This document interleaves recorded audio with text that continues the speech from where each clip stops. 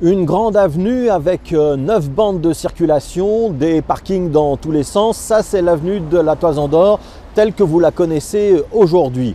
Demain, moins de place pour les voitures, moins de place de parking, de grandes allées piétonnes et de larges pistes cyclables avec des bancs et des arbres en plus. C'est le projet de Pascal Smet, projet que vous avez peut-être vu puisque le ministre de la Mobilité et des Travaux publics vient de déposer un permis de bâtir.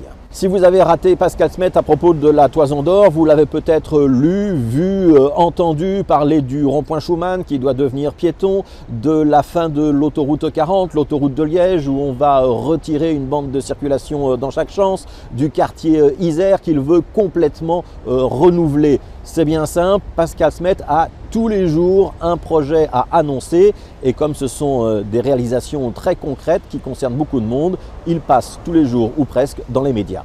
Évidemment, la coïncidence entre cette hyperactivité médiatique et la campagne électorale n'est pas tout à fait fortuite. Et même si le ministre peut essayer de se défendre en expliquant que tous ces projets arrivent à maturation maintenant, que c'est le fruit de 5 années de labeur, personne n'est dupe. C'est comme pour le plan Good Move qui fixe les grandes orientations de mobilité pour les années à venir pour toute la région bruxelloise. Le plan est plutôt bien accueilli sur le fond, mais sur la forme, le fait qu'il sorte quelques semaines avant l'élection et qu'il permette d'organiser tout le débat politique de la mobilité autour des idées du ministre, ça fait grincer quelques dents.